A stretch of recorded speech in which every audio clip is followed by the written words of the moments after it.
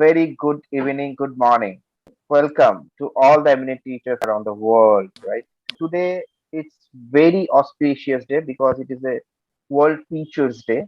In this particular auspicious day, we have international speaker who has been a teacher since long, Coach Khadijah from USA.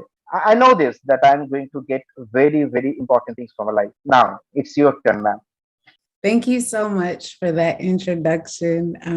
I want to say thank you all for having me today and for even considering me to be here. It's been a long journey, a very long journey. So it's such an honor to be able to sit here before you and know that whatever trials and tribulations and challenges were had is worth it because I get to share it with you all. And I know that you all actually care about being here and you all actually care about making an impact. And in the world that we're in today, having that impact is so important. So I want to say thank you all so much for valuing a teacher and valuing what it is that the world has to offer.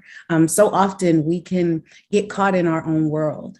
We can get caught in our own society. We can get caught in people who look like us. We can get caught in our own community, but it's important to be able to look outside of ourselves, to look outside of what we see as normal, look to outside of what the everyday routine is, and to actually see others and to embrace others. So I want to say a huge congratulations to y'all for having the courage and the capacity to even have me here today. So thank you. Today, I want happy International Teachers Day, first of all. Like I said, it's been a long journey. So I've been teaching for over 20 years. I started at 8 years old. I know that that may sound crazy, but I've been studying the subconscious mind and the conscious mind because once my sister was born, I said, oh, she's going to be the smartest child that anybody has ever seen. So I decided, you know what? I'm going to teach her and I'm going to learn how to teach. And from that day forward, it was on. And I want to take you on a journey back to 2015. 2015 was the year that I decided that I wanted to move to China. I was always volunteering and working with children, and one of the parents said, you know what, have you ever thought about traveling the world, going abroad? I live in a very diverse community. So I was always around people from India, people from Korea, people from China, I am literally in Washington, D.C., which is a melting pot. And I had never considered teaching abroad before. And I said, you know what? I don't have anything to lose. I'm young. I just graduated from college. Let's do it. Let's go. As I was on my way to go there, there was a lot of opposition. There was a lot of fear from others. There was a lot of, oh my gosh, that's a communist country. What are you going to do? We live in a democratic society. What are you going to do? Right? And I couldn't allow that fear to get inside of me. I want you all to write this down, is that fear can never get the best of you. Fear can never get the best of you. You see, when you have fear, that means it's go time. That means you have to face it head on. That means that whatever it is that you're afraid of, it means that it's something different. You're not used to it. You have to get out of that routine. So I didn't allow other people's ignorance, not in a bad way, other people's ignorance as in not knowing. They didn't know what it was like. They didn't even know how to speak the Chinese language. So how could I sit back and listen to someone judge a society based on how their government was? So I decided, I got on the plane, I hopped on. From 2015 to 2020, I lived my life there. Now, when I first got there, I'm not going to lie to you all, it was a very challenging situation. I walked inside of classrooms with children pointing at me. And they pointed at me. They didn't know that I understood. I had a working relationship with the Chinese language. And what they didn't know was that I could understand what they were saying. I didn't tell them I could understand what they were saying, but I just sat back and I listened to all the things that they had to say. So as I walked in the classroom, you all see a little bit of my hair now. It was completely shaved, right? I didn't have any hair at all. And I walked in the classroom, click, clack, click, clack. And I'm like, hello, everyone. My name is Teacher Tou Tou. And I was so excited. And all of a sudden, Tasha Begorin. What that means in Chinese is, oh, she's African. She's African. Look at her dark skin. And so I began wondering in my mind, what does it mean to have dark skin and to be African? Why is that so funny? Now, I didn't say it to them, but I knew that whatever lesson that I had for them that day, that I was going to have to hold back. I was going to have to hold back whatever that lesson was. The lesson that we were learning that day was actually about globalization. It was about being able to see the world in a different way. It was about learning the continents. But I knew that day we weren't learning about that. We were not learning about that at all. And so I asked the children, I said, so if I'm African, what does African mean to you? And they said, oh, she knows what we were talking about. And I said, yeah, I understood, but it's okay. And they were very embarrassed because one thing that I learned is that there's something called FaceTime, right? And every society has FaceTime. I know you all know, as my best friend growing up was Indian. And one of the things was they were all about face. For those who may not know what face is, it means that on the outside, right, who you are is who you represent. You represent your family, you represent your mom, you represent your dad, you represent your grandparents. So how you act in society reflects on the family. It reflects on, so how knowledgeable you are, how great of a career, it reflects on the family. And I knew that face was super important to them. And so I asked them, I said, I want to have an honest conversation. Are you all willing to have an honest conversation with me? And they said, yes, we're willing to have an honest conversation with you, Ms. Tou Tou. And so I asked them, I said, why did you laugh when I walked in? And the children told me, well, because you're Black. And I said, well, what does that mean to you?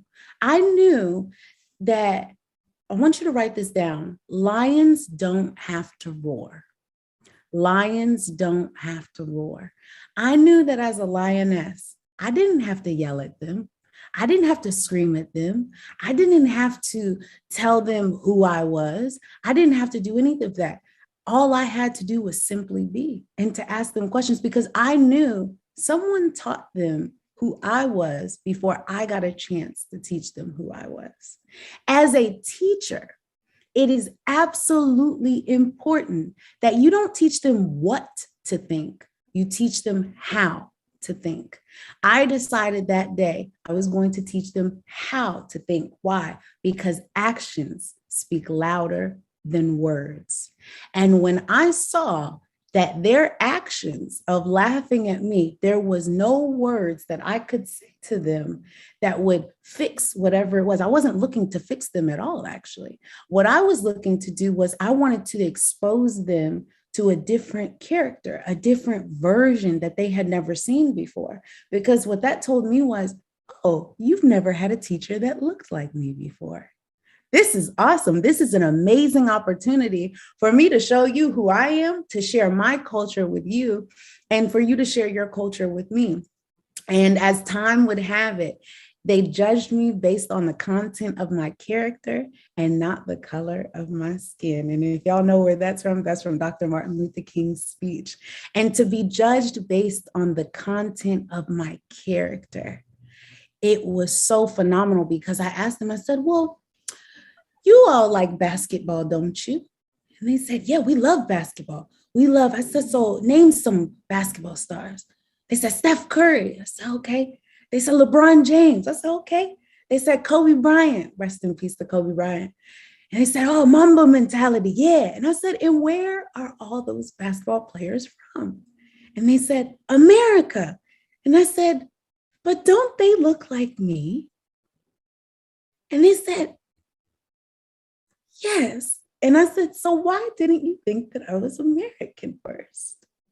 And he said, hmm, I don't know. And then someone said, oh, I knew you were American, Miss Tou Tou. I knew you were American.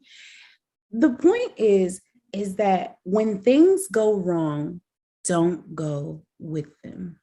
When things go wrong, don't go with them. I had the choice that day. That was a very important day for me.